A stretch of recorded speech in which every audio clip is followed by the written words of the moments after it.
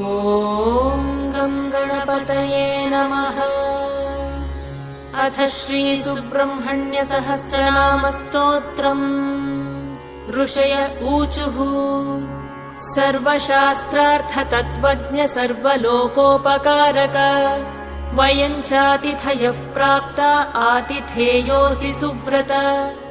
ज्ञानदानेन संसारसागरात्तारयस्व नः।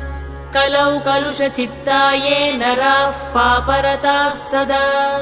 केन स्तोत्रेण मुच्यन्ते सर्वपातकबन्धनैः। इष्टसिद्धिकरम् पुण्यम् दुःखदारिद्र्यनाशनम्। सर्वरोगहरम् स्तोत्रम् सूतनो वक्तुमर्हसि।